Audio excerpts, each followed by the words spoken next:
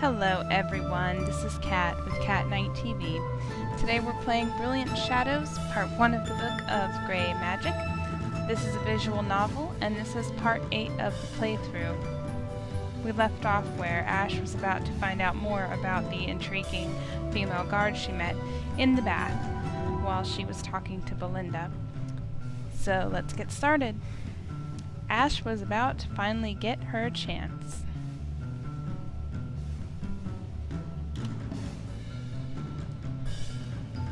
She was on duty, one of the few posts that permitted a single guard, and with the shift change about to end, Ash would finally catch her alone. Watching the other guard bid Elena farewell, Ash smiled and strode out from the pillar behind which she had lay in wait. Immediately, panic struck the woman's face. The look was cute on her. Hello again, Elena. Yes. Hello, Lady Ashmar. How might I serve you today, my lady? I was just passing through and wanted to say hello. Try to keep in touch with friends, you know? The guard grimaced. We've barely spoken, ma'am. Hardly counts as a friendship. Maybe Ash had misread her, but well, there had been something there. Hadn't there been a moment of tension? Elena cleared her throat. Ma'am, you'll have to excuse me for speaking so bold, but I know where your interests lie, and even if I didn't take issue with the idea of a lord or lady using their position to curry sexual favors from those who serve them, I like men. What? Oh, I'm sorry, did I thought... The guard looked terrified now. I would never use my position to force someone to have sex with me. I am so sorry. There was a moment when we were speaking, I thought that we had a connection. In the 5 words I spoke. 5 words was a bit of an under-exaggeration, wasn't it? No, you're right. I just wanted to speak with you, get a read. I repeat, never do something like that. I'm actually glad you were able to straighten me out. Ash paused. Figuratively speaking. Sorry about that, miss. Ash saw her blush and for a moment imagined her in the bath again. A knot twisted in her stomach. It must be awful. There's already a lack of girls to meet around the palace grounds. Some of the other guards complain about it. To think you'd have to find a girl, and then find one who likes girls. Elena gave her a sympathetic smile. Of course, I would never want to have a relationship with someone from where I worked. Ash attempted to smile, but the knot in her stomach grew tighter. Twice. She'd done it twice. Well, at least she hadn't kissed the girl this time. Are you well, Lady Ashmar? I'm fine. I'm just terribly embarrassed. If it makes you feel any better, I am too. I shouldn't have accused you of something like that. I haven't met a lord or lady who has ever tried it. It's just a fear I have. Believe me, it's a valid fear. More than one diplomat has propositioned me while Prude and I were visiting from the mountain. Just remember they cannot actually force you, and should they try, remember you're the one with the spear. Elena smiled, and inside Ash cried. She really had a lovely smile. On the outside, Ash gave a beaming grin. Light and shadows, I need to get some food in me. Somehow I hadn't realized how hungry I was, if you'll excuse me. Of course, Lady Ashmar. You have a good evening.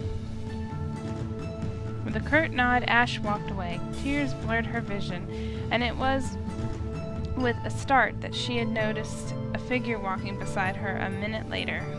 That had to hurt. Do you want to make Ashley make us ice cream and cookies and gorge ourselves while reading romance novels? The King's collection is surprisingly phenomenal. Ash turned to Belinda. Where did you come from? I've been following you. For how long? All day. Sneaking is surprisingly easy if you stay far enough back. Why? Hector says I need to start practicing more physical training, and he says that stealth is essential for a good mage. Belinda squared her shoulders and took on a serious expression. At the moment, your magic is remedial, so in a fight, your best bet would be to get the drop on someone. I want you to choose someone and follow them around for the day. At the end of the day, ask if they ever noticed you. Roar, roar, I'm so grumpy, Hector. No, no, no, no, no. That sounds like something Hector would say. Yeah. I wish you would just give me a break. I believe you were the one who started calling yourself his apprentice. I know, but the light and shadows. I just want a break before I break. Where are we walking, anyway? Oh, I don't know. I changed my mind about the ice cream. I'm trying to lose some weight. I think it will make the laps Hector has been running a little less painful. I was kind of hoping to find a bit of cold comfort. Well, I know what can help you there. There's nothing else quite as comforting as knowing someone else is suffering with you. Let me tell you about when I confessed to Elfnod. Oh no, please don't. This is going to hurt, isn't it? It's too late! We are cursed to love those who are not even possessed of the same sexuality. We are bonded. Our stories must be shared. Let's go! It all began a week ago. Elfnod and I had been getting incredibly close recently. We had been practicing our magic together, and for a time, he was even training me with a blade. Before you asked me to join you, right? Yes. Now, after one hot and sweaty day of practice, we both found ourselves in a changing room, and with a nonchalance that took my breath away, Elfnod stripped up his armor and shirt. Belinda cooed to herself. Let's just say I fibbed a bit. It wasn't a nonchalance that took my breath away. He was just... Belinda paused, looking for the words. He left me speechless. So it was much appreciated when he broke to silence. He turned to me, his eyes narrow, wicking away sweat as it dripped down his bare body. And he asked me, that was a hard workout today, wasn't it? It was then that I knew I had to tell him. I rushed forward, pressing myself against his slick chest, and looked up into his dazzling eyes. I told him, Elfnod, I think you know by now how I feel about you. I've felt this way since the day we were paired. I felt it in my heart, in my bones, in my very soul. We're destined to be together, Elfnod. Then I told him, I love you. Oh, twisting shadows and blinding light, you didn't. I did. My confession jumped straight to love. I swear his eyes nearly bugged out of his skull. For a moment, he looked like one of those dogs, the ones that look like someone smashed their face in. A pug? Yeah, he just stared at me with his pug face. Then, slowly, he stepped back, still holding my hands. And he says, slowly, calmly, clearly, Belinda, I'm gay. I don't know which hurt worse, the rejection or the embarrassment. Fortunately, I didn't have long to consider it. Because of my rather unstable emotional state, I tried to escape. Only tears blinded me, and instead of charging out of the room, I charged headlong into the half-open door. Were you alright? I had a concussion, apparently, but Elfnod had no trouble healing it. He's pretty incredible. That's part of why I fell for him so hard. Ash reached out and put her arm around Belinda's shoulder, pulling her into a hug. I'm so sorry that happened. I've already moved past it. Still, yikes. Hey, at least you got your mind off your rejection.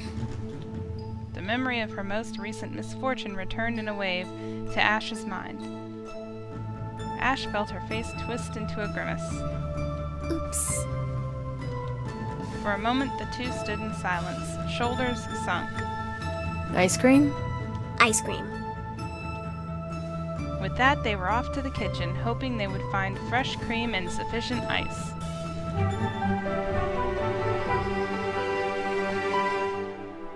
The letter took the messenger hawk a day. The return reply was succinct. We shall leave on the morrow. We have a great deal of interest in this Grey Mage, both his origin and his abilities. A week passed before the heads actually arrived. Though apparently hurried, they took their time approaching the palace, ensuring they had lodgings, and then having their horses properly stabled before even beginning the approach. Are you ready? Prude gave her a somber nod. Hector patted at his pocket, full of black roses, and nodded. Ash's own pockets were full as well. She didn't really know why, but they were a comfort. This idea still terrifies me. It'll be fine.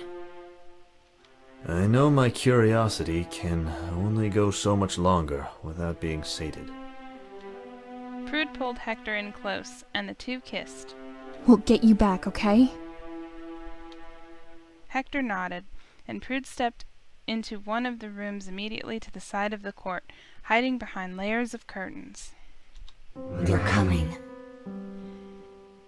I thought you didn't want to use this form of communication anymore. Yeah, but your messenger bird is dumb, and they're closing in on her.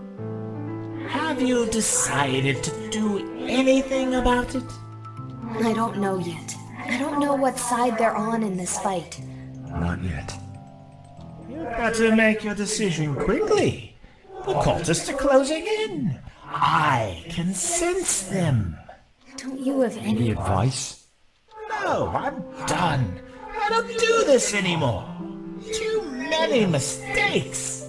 Please. Just trust your heart. It's one of the only good ones I know anymore. Ash's mind fell silent, save for her own thoughts. Before she had the chance to collect them, Zachariah opened the door, leading the way for Luciana and an enormous cloaked figure. One of her golems, likely, a good form of protection on the long road. The Grey Mages were closing in, if the voices could be believed. That would be rather convenient, and besides, it provided some sense of their motivation if they were about to attack now. It's good to see you again, all of you. I'm sorry for how things ended last time, but I am afraid the rules are rules. We understand. Why is Mr. Warlock in chains? Did you bring the Rod of Finding? Luciana's face turned to a mask of shock, while Zachariah's only grew harder. Prudence? Please, the rod. Zachariah removed the rod from the sheath at her hip. The rod burst to life almost immediately. Zachariah had apparently already performed the spell. She waved it before her eyes and sneered. The two black dots for Ash and Belinda, a white for Alfnod, and a mottled shimmering gray wad where Hector stood. You always were a monster, weren't you, Warlock? This is why we asked you here. We believe there are more. Please, I beseech you, use the rod on the rest of the city and aid us in ferreting out the remaining assassins. Before we do that, please, have your guards leave, and then lock the doors. What we are about to discuss cannot be overheard. We have my golem to protect us in an emergency. Guards will be of little consequence to a Grey Mage anyway. The king beckoned to her guards, and they did as commanded. As the latches sounded, Luciana seemed to breathe a sigh of relief. I admit, I had heard rumors of a couple intending to produce a child Grey Mage. But that was so many years ago, and no member of either order ever produced reports of such. I had simply assumed such attempts had bore no fruit. To think I had such a creature under my tutelage for so long. And yet I cannot help but wonder at the purpose of this farce. How did you know that Hector did not kill my daughter? Luciana raised her hand and tapped her mark. You forgot to cover the boy's hand. Hector flushed as he looked down to the exposed spider. But gray mages don't lose their mark when they eat another's organs. No, but the mark changes. Some might say it corrupts. How do you know so much? We are the heads of the orders. We would be remiss if there were any parts of magic we were not well versed in. Luciana laughed. It's the primary reason Zachariah was so often at odds with Mr. Warlock. Fine, you know it was a sham to bring you here. We need your help to find the Grey Mages who are hunting us. We think they're after Ash. We think she may be paired to one. That, or they may be after me. That's awful presumptuous of you. What? No. They were after Prudence and the king. Luciana, how do you know of this? Because, my dearest niece, we hired them. Luciana tore the cloak from the golem at her side.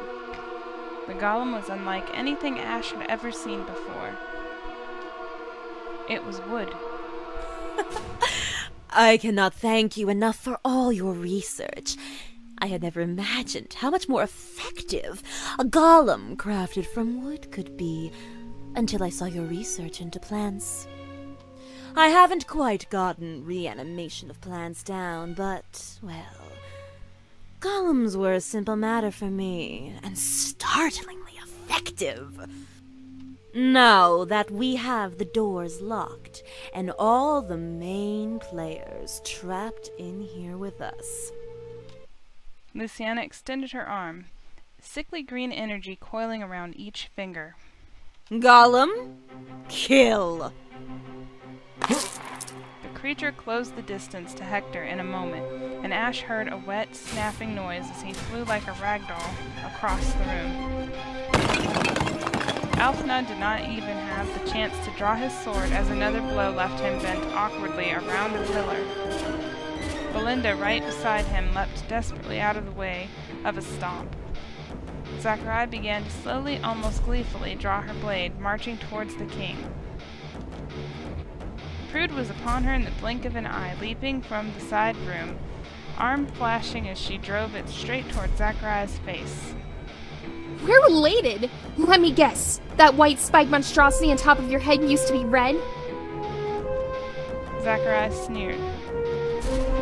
Ash became aware that she had been standing, stunned. She had to help. Turning to Luciana, she curled a finger and then arced a curse at the head mage. Luciana barely moved as the curse dissolved mid-flight. Ash twined a bolt of malignance, broiling green with necrotic energy, and released the wave of rot toward Luciana. The head dissolved it with a single breath. The curse that struck Ash came quick and sudden. She felt her fingers bend, then curl awkwardly, the bones contorting. Ash could only barely stifle a scream as she clawed desperately at that distant ball of whiteness, the same she had called upon to empower her reanimation spells. The grip felt almost tangible as she found it. The pain seemed to fade slightly, and she looked up to meet the gaze of not Luciana but her golem. The creature raised an enormous fist high above its head, and Ash reached deeper. Inside her swirled the magics of a pair, black and white, intermingling wildly. She slammed her open palms down upon the creature's foot and felt the sap inside it begin to flow. Scars left by the woodsman's axe began to close, the ebony ichor rending its way across open wounds, clotting them shut. New growth burst wildly until, arcing across the creature's back, a bloom of midnight leaves began to unfurl. The white-hot green of its eyes faded to a dull gray and then to a lightless black. The creature opened its hand as though seeing it for the first time. It turned to examine its entirety, its leaves seeming to swell as it breathed. What did you do?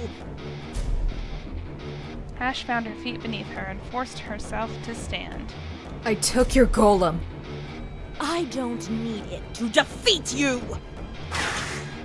Ash felt the curse strike like a blow to the head, and then 1,000 more. It hammered with a fury that blinded her. She fell to her knees. Somewhere in the distance, she could hear the woman's footsteps click as she came closer. You dirty little girl!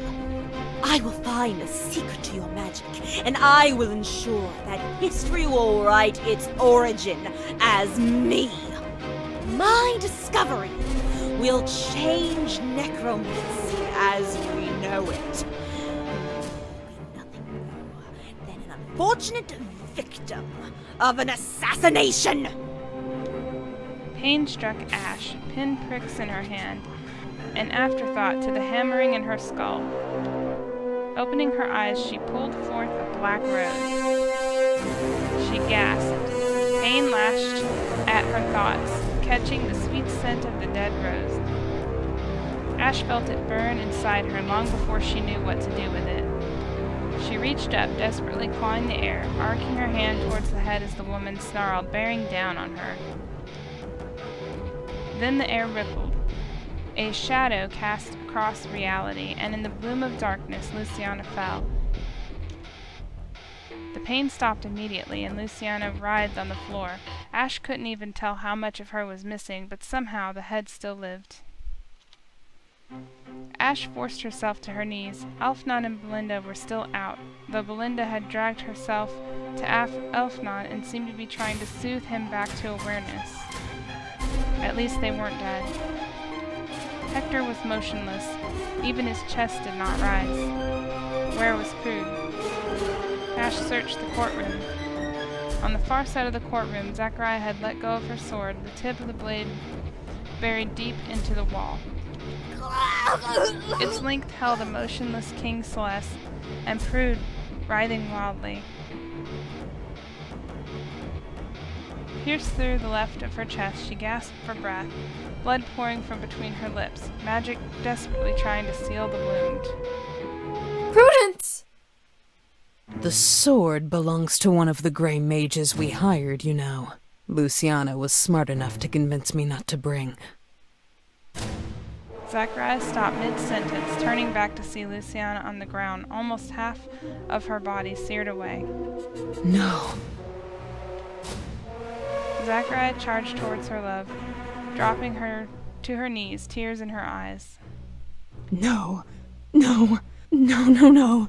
Nothing was worth losing you, my love. No kingdom was worth this price. Zachariah began to blaze with violent white light, pouring it into the charcoal that remained of the most grievous of her wife's wounds. Come back. Come back. Zachariah pressed her head against Luciana's chest and closed her teary eyes, smiling. She's breathing. She has a pulse. After all this, I will heal her. She may lose an arm, even her legs, but she will never lose me. Zachariah slowly placed a kiss on the lips of her unconscious lover and stood up, holding 3 stones, remnants of debris. 3 of you left. Elfnod had finally opened his eyes, and Belinda stared into them, smiling. Her expression suddenly turned blank as a small piece of debris hit the wall behind her. Elfnod looked confused until blood began to pour from a gaping hole in her chest where her heart should be. She collapsed. Another rock ricocheted wildly as it detonated Elfnod's shield. You've been practicing. Ash pulled free a fistful of the black roses, and drawing in a breath of their violent fragrance, she let forth another gout of the black flames. The inky black washed over Zachariah like water over glass. An interesting trick. Golem, stop her! Ash's voice cracked as she shouted, but the creature seemed to hear, closing in on Zachariah and swinging with all of its might. Zachariah met the punch head-on, swinging with all of her strength. The wood splintered as she grabbed an arm and tore it free. Her kick brought the beast low, and a third strike left it motionless. Hector never really realized how much power we truly wielded as heads, and yet he dismissed us so easily, as though he always had some trick up his sleeve, a trump card. Zachariah hefted the enormous beast above her head and with a motion as quick as an afterthought, sent it crashing into the forms of Alfnod and Belinda. Tell me, Miss Veronica Ashmar, do you have a trump card? Ash reached into her pocket. No flowers remained. She tried to draw upon the wells once more, but no spell she could think of seemed enough. In desperation, she threw her strongest curse. Zachariah took it head-on, but no hammering pain struck her, no twisting of joints, no boiling of blood, no searing pain, nor violent decay.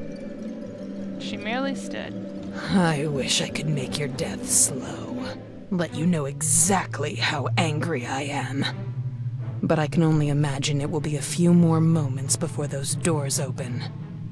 Can you hear the ringing in your ears over the pain that you feel right now?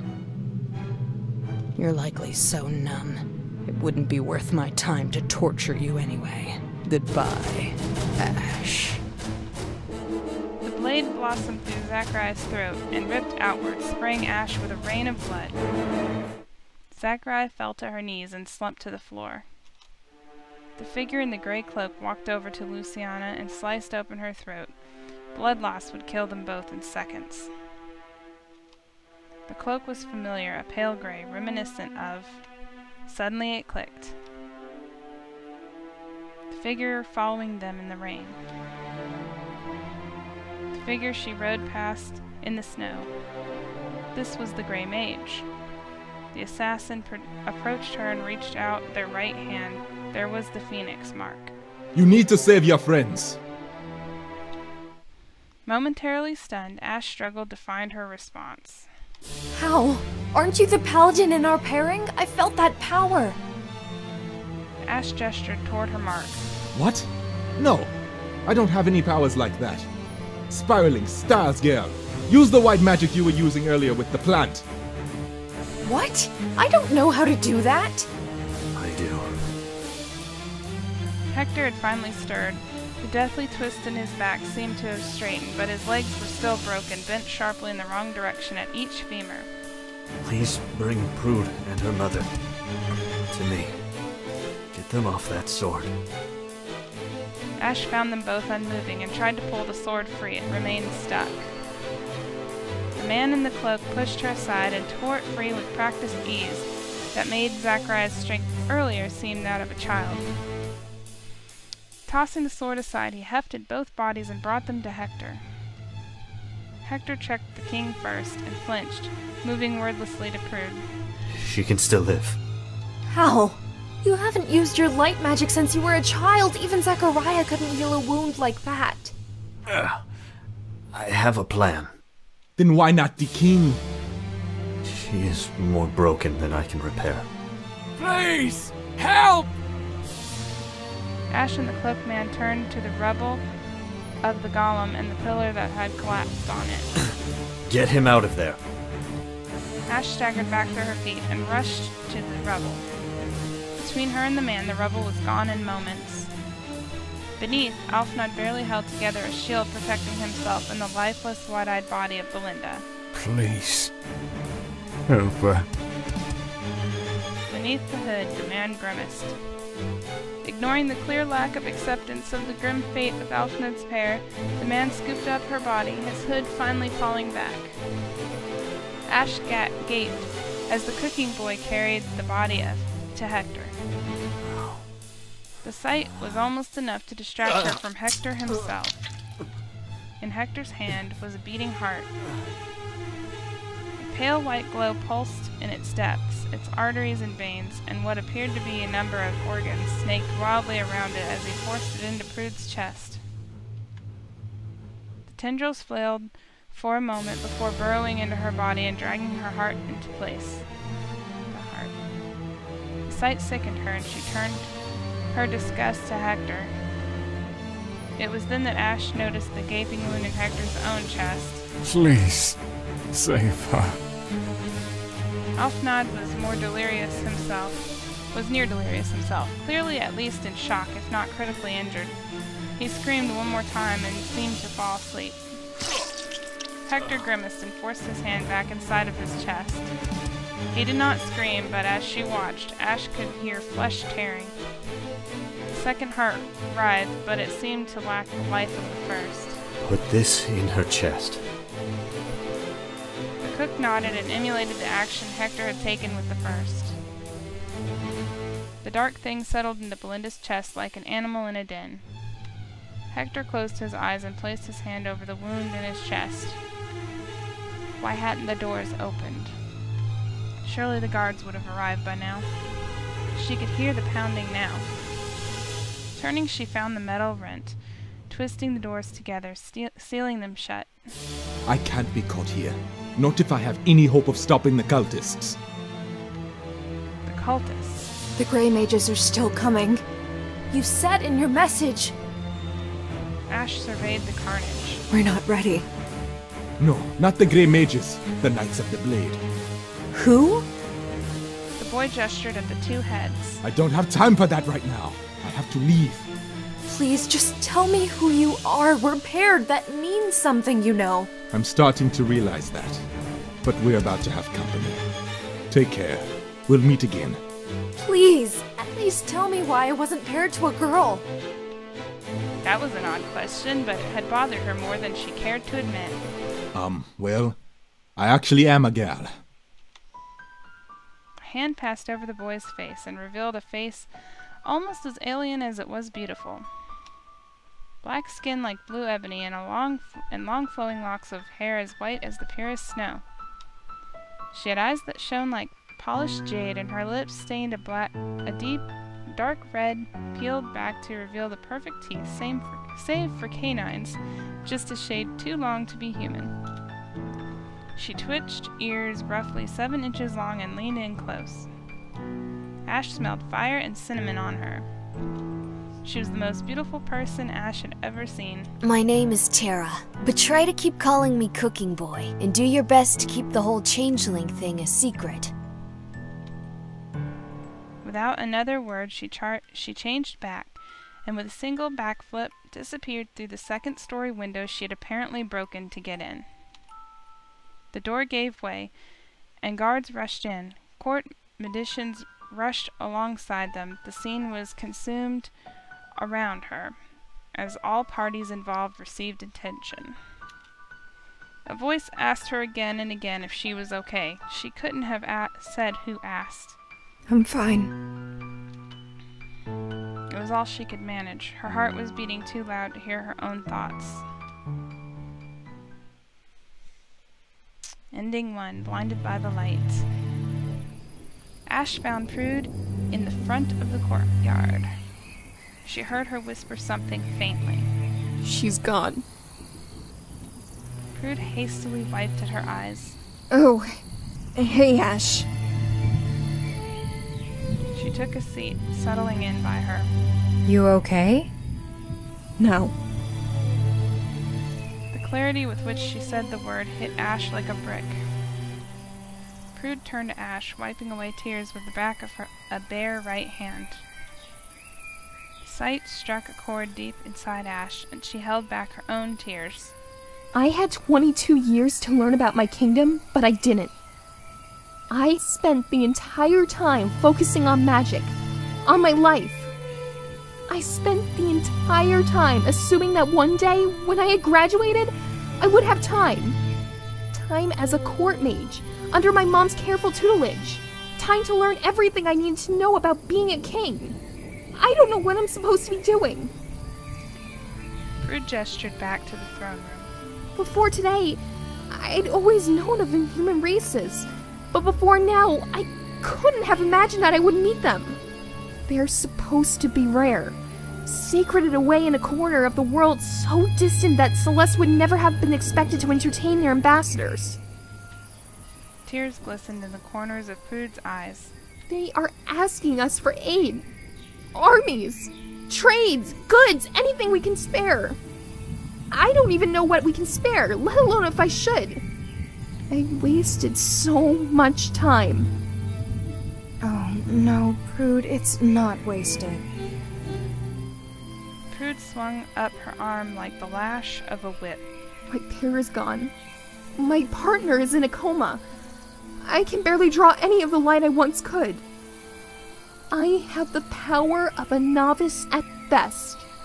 I have nothing to show for having spent years learning and neglecting my kingdom. Her eyes were red from the tears. Prude, you need to take a break. For now, leave the diplomats to one of your court mages.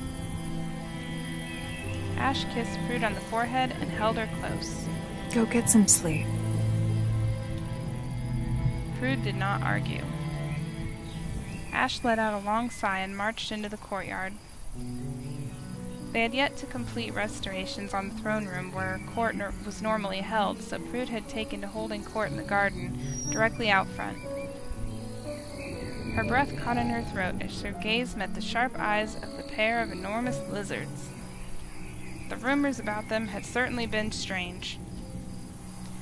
They seemed to stand to attention as she arrived, both forcing smiles across their two human visages. Hail and well met, my lady. May I ask where your king has gone? The tiny creature spoke, while the larger stood silent. She is unwell and has been forced to adjourn court. I see. Wish her well for me.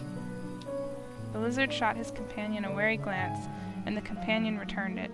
Might we treat with you, perhaps? I am able to speak on my king's behalf, though any accords must be ratified by her. Excellent! Then I shall surmise you of the situation. The larger of the two slapped down a huge gem, which the smaller one then mounted wordlessly. You see, my kingdom is under siege, and we are desperate for aid. We have many fine goods. Rare grains and bugs, delicious and succulent fruits. We also have marvelous arch-engineering. Arch-engineering? Is that a form of magic? No. It's nothing like what we've seen of your magic. But the foods we offer may as well be. They are a delight on your tongue, mammal. The second creature had spoken as though from a script, the smaller silencing him, as he had attempted to call her a what? A mammal? Well, she had been thinking of these two as lizards. She wished she could help the creatures. They certainly looked desperate, but she knew the kingdom had no army of significance enough to march on a location so distant. And they really had offered very little in terms of competence. Food in some false form of magic. Food would spoil, and without time or an expert to research the realistic applications of engineering, it would be a costly gamble. I'm afraid we are unable to offer you aid at this time. Our kingdom is in a time of unrest. We cannot offer troops to a new ally before we can even find the earth beneath our feet. The little creature looked crestfallen. I see. I'm sorry to hear that. Mama Lady Cola's ally. Negotiations quicker than expected. We are allies now. The smaller of the pair suddenly perked up. His eyes gleamed like polished gems as he met Ash's gaze. Yes, I suppose an alliance can certainly begin between us. With a flourish like that of a street magician, the smaller lizard produced a volume of paper that struck fear into Ash, as though he had produced the very weapon that had slain the previous king. We must discuss terms! Trade agreements, import and export taxes, tariffs. Immigration accords. We know what kingdom's alliance with you restricts us from treating with. We don't want to put a tiger and a lion in a box, now do we? Tiger? Lion? What? Of course. Croc, you go make Trimeville Xanthine. This is going to take a while. Yes, Mox. With a bow, the large beast set down his enormous pack and gathered a bag overflowing with dirt like powder. He sniffed the air and began marching towards the kitchen. Now, I need to know how your people feel about the terminal period of egg adoption. It was going to be a long night. What exactly was whatever that was anyway?